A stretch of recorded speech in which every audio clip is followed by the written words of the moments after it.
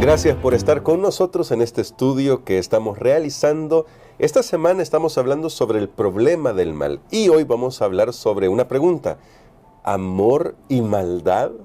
Bueno, el día de ayer ya comenzábamos con el tema la defensa del libre albedrío y justamente hoy vamos a continuar con eso. Y nuestro pastor Dani Perla ya ayer nos ayudaba a introducirnos a este tema que debemos aceptar. No es un tema tan fácil, especialmente porque hay muchas posturas a nivel filosófico, teológico, hay muchas posturas sobre esto, pero queremos concentrarnos en lo que también la revelación bíblica nos muestra. El hecho de que Dios creó criaturas moralmente libres, capaces de elegir y que tenían la posibilidad de elegir mal. Y bueno, la historia nos mostró que hicimos una mala elección y a veces seguimos haciendo malas elecciones. Pero vamos a orar pidiendo al Señor que nos ayude.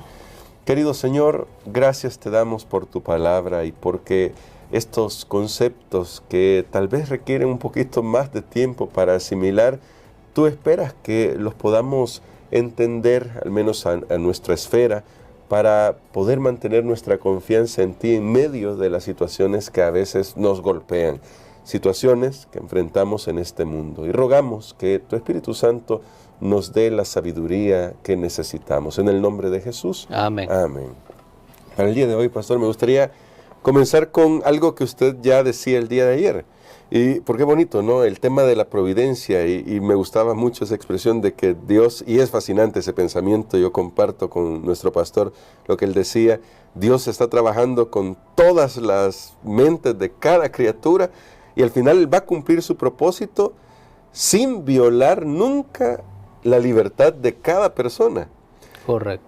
Pero algunas personas podrían decir, ayer nuestro pastor ponía la ilustración de cómo llegamos a conocernos. Yo tengo mi historia particular con mi esposa, yo creo que cada uno, pero algunos dicen, pero en mi caso no me fue bien en el matrimonio, en mi caso no me resultó bien, la persona que elegí no era la correcta. ¿Será, pastor, que a veces Dios ha hecho todas las provisiones, las providencias, nos mostró en el camino que no era la persona correcta y sin embargo, porque somos libres de elegir, continuamos eligiendo eso hasta que finalmente cosechamos la maldad de haber elegido mal, pero luego terminamos diciendo, Señor, ¿por qué pasó todo esto? Totalmente, eso puede suceder y es lo que vimos ayer en la historia de Adán y Eva. Dios ya les había dado una advertencia de no comer de cierto árbol que iba a traer como resultado la muerte en este mundo. Sabemos que iba a traer como resultado el dolor, el sufrimiento, pero en el caso de Eva y después Adán, no hicieron caso de esa advertencia o simplemente, más bien Eva fue engañada y luego Adán ya voluntariamente tomó la decisión de meterse en algo que sabía que estaba siendo malo para él. Pero ahora, en esa ilustración que usted pone, hermano Gerson, cuando una pareja dice, bueno, ¿y por qué me fue mal? Si hubo señales, muchas veces hay señales y Dios las pone, pero Dios no puede finalmente venir y tomar la decisión por mí. Claro. Por eso decía un profesor que conocí hace muchos años, dice, la pareja que tú tienes la escogiste tú, no te la escogió Dios. Y esto se hace muy evidente. A veces Dios pone señales, manda a una persona que está en noviazgo, mire, tal vez esa no es, pero las personas vienen y siguen su camino porque de alguna manera están fascinados, pero luego van a cosechar las consecuencias. Dios tiene que permitir que las consecuencias lleguen, porque ya vimos que si Dios hace a sus criaturas moralmente libres, estas tienen que decidir, y que si Dios interfiriera en la decisión que ellos hacen, entonces ya no serían totalmente libres. Así que la pregunta es esa, bueno, ¿nos hizo Dios libres o medio libres? No existe medio libre, o es libre o no es libre. Sí. Entonces, eso sucede muchas veces. Dios viene y da las advertencias, pero nosotros no hacemos caso. El ser humano, y no solamente hablando de la pareja, sino un montón de cosas más, al final en todo el ámbito de la vida del ser humano, y entonces ahí es donde vamos cosechando muchas veces algunas cosas que no era lo que se estaba buscando. Sí, no era el plan de Dios, ¿no? Y en esa dirección, pastor, hay una cita que aparece en El deseo de toda la gente que me gustaría que consideráramos y que me parece muy iluminadora respecto a esto del uso del libre albedrío y cómo el mal uso de este gran don que Dios nos dio causa el mal. Y dice: la tierra quedó oscura porque se comprendió mal a Dios, a fin de que pudiese iluminarse las lóbregas sombras, a fin de que el mundo pudiera ser traído de nuevo a Dios, había que quebrantar el engañoso poder de Satanás. Esto no podía hacerse por la fuerza. El ejercicio de la fuerza es contrario a los principios del gobierno de Dios. Él desea tan solo el servicio de amor, y el amor no puede ser exigido, no puede ser obtenido por la fuerza o la autoridad.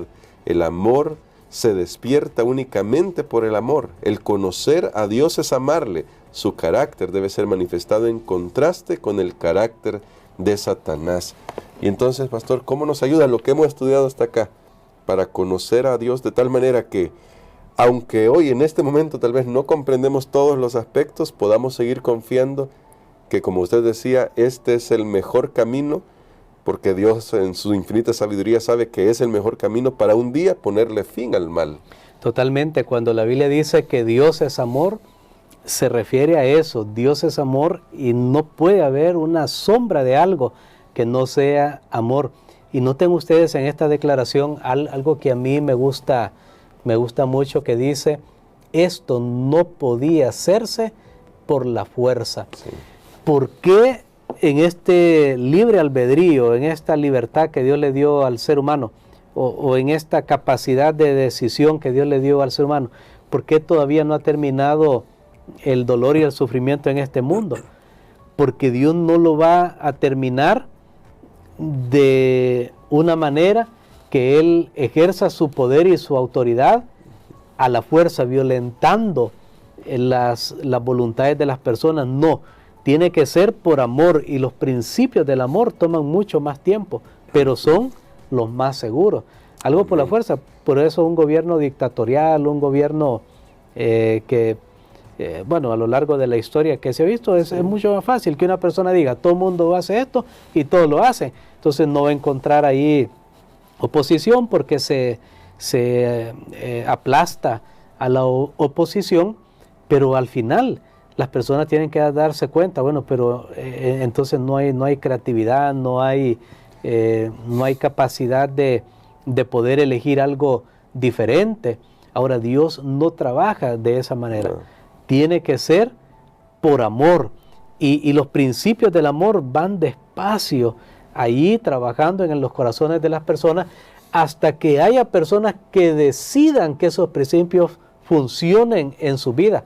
Porque es lo que dice aquí al final: conocer a Dios es amarle. Su carácter debe ser manifestado en contraste con el carácter de Satanás. ¿Y sabe cómo se manifiesta su carácter? A través de nuestra vida. Sí. Por eso, la última generación que estará viva cuando Cristo venga, y que van a mostrar el carácter de amor de Dios al mundo, no es que Dios en ese momento... Voy a entrar en este tema, aunque no lo estoy desarrollando completamente, pero no es como que va a haber algo mágico para ellos en ese momento. Son personas que han decidido en su vida, han tomado la decisión de que Dios obre totalmente en su vida, y por eso vendrá el fin, porque ellos le van a permitir a Dios en su vida, y Dios sabe en qué momento va. Él conoce ya la fecha, sí, en qué momento va a existir esa generación, pero como nosotros no sabemos cuál es, lo que nosotros tenemos que procurar es que seamos nosotros. Amén. Y digámosle al Señor: Señor, yo quiero ser alguien que tu amor se desarrolle perfectamente en mi vida. Pero noten, eso va a suceder. Introduje aquí el tema de la última generación que estará viva cuando Cristo venga, porque serán personas que han decidido que en su vida los principios del carácter de amor de Dios se manifiesten. Pero no es que Dios va a hacer alguna manipulación con esta generación o algo, no, son personas tan común y corriente como usted y yo, pero que decidieron que el Evangelio obre de frutos completamente en su vida, y Dios sabe en qué momento. Dios ya conoce esa generación, que va a haber una clase de personas que van a decir, Señor, nosotros queremos ser esa gente, nosotros queremos ser esas personas que revelen tu carácter de amor. Pero noten, siempre va a ser por amor. Dios no puede trabajar por la fuerza. Dios no puede usar los principios del mal para que resulte lo bueno, jamás. Eso sería contrario al propósito de Dios. Y me gustaba lo que usted decía, que los principios del amor toman más tiempo en desarrollarse. Y justamente yo a veces he respondido a estas preguntas que yo digo, es que las respuestas de Dios no son simples, no son simplistas. A Dios no le gusta simplemente decir, bueno, esto aquí se acabó. No, Él desarrolla todo y permite que se desarrolle todo lo que necesita para poder mostrar su carácter. Pero al final, y esto me lleva a la última pregunta, pastor, es claro que el mal tendrá un final, valga la redundancia con las ideas. ¿Y por qué esto es tan importante para nosotros tenerlo en mente? Por ejemplo, dice Romanos, hay un texto en nuestra lección, que la gloria futura es más grande que lo que estamos sufriendo ahora. Y bueno, en Apocalipsis 21 se nos dice que va a haber un momento en el que no habrá nada de lo que aquí nos hace sufrir. Llanto, dolor, muerte, enfermedad, ya no habrá nada. ¿Cómo podemos, en medio de todo este caos de este mundo, mirar hacia el futuro con esperanza, sabiendo que el mal va a terminar, la libertad de cada uno va a ser preservada y Dios triunfará? Es un alivio saber que el bien triunfará, que el amor permanecerá y que el mal finalmente será erradicado. Eso me da esperanza y eso es lo que se llama esperanza. No lo tengo en este momento, pero yo sé que va a ser una realidad. ¿Y por qué sé que va a ser una realidad? Por la manera como veo que Dios ha actuado en el pasado, por la manera consecuente como Él ha sido en el pasado. O sea que al final esto se trata de aprender a confiar en Dios y experimentar su presencia aún en medio de la crisis. Sí. Pasó por ejemplo con Lázaro. Lázaro, un gran amigo de Jesús, pero Jesús no llegó cuando él estaba enfermo. Finalmente Lázaro murió, pero en este libro que se llama El deseado de toda la gente, hay una declaración magnífica de Elena White, que ella dice que Lázaro fue sostenido en sus últimos momentos de vida por la gracia de Cristo Jesús. O sea que Lázaro no murió ahí con resentimiento. Sí, tuvo dudas al principio. Bueno, si yo soy gran amigo de Jesús, ¿por qué Él no viene? Porque eso no se va a poder eliminar como seres humanos. Y cuando usted está sufriendo, y ya lo vimos al principio de esta semana, habrán preguntas. ¿Sí? Y la Biblia está llena de esas preguntas. Y no es malo hacerse esas preguntas. Pero Lázaro experimentó una presencia de Jesús que le confortó, que le dio ánimo, que le dio esperanza. Por eso cuando Lázaro finalmente fue a descansar, pero luego él vino y resucitó, él resucitó no con ese pensamiento de resentimiento contra Dios. Había esperanza, él sabía que su vida estaba en las manos de Dios. Y es lo mismo para nosotros los creyentes ahora. Nosotros sabemos que al final el mal será erradicado completamente y el bien triunfará completamente. Entonces eso nos ayuda para poder esperar. Por eso esto se trata de confiar en Dios, no tanto entender, sino confiar. ¿Por qué puedo confiar en Dios? Bueno, puedo confiar en Él porque he visto a lo largo de la historia lo que está escrito en su palabra, que Él siempre procura el bien de todas sus criaturas. Por ejemplo, se ha puesto la ilustración de un niño, digamos un niño de 5 años que sus padres lo llevan, se enfermó, lo llevan al médico y finalmente este niño tiene que ser inyectado. Entonces el niño está viendo a su padre como líbrenme de esto, y él está viendo ahí están sus padres y no impiden que él sea inyectado y que pase por un momento de dolor. Pero los padres saben que ese momento de dolor va a llevar a una recuperación y entonces ellos pueden permitir que una enfermera venga e inyecte a su hijo, le cause dolor, pero sabe que ese dolor será temporal. Pues es lo mismo, esta ilustración es imperfecta cuando la comparamos con estos temas que estamos tratando, pero nos da una idea, nos da una idea de por qué Dios finalmente después del dolor y del sufrimiento, Él va a establecer un reino de justicia que va a durar para siempre. Y eso es lo importante. El mal tiene fecha de caducidad, tiene fecha de terminación, no será eterno, no vamos a vivir en este juego.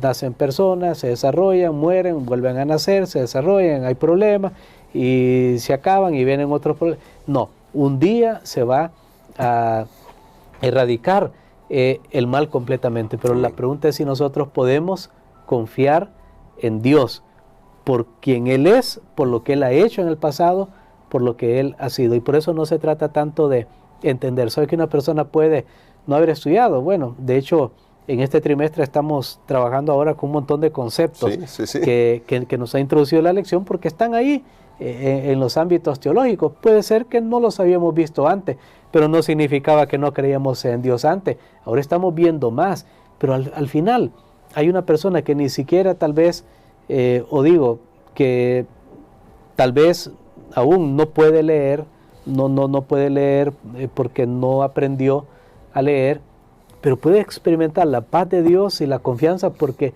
de eso se trata, de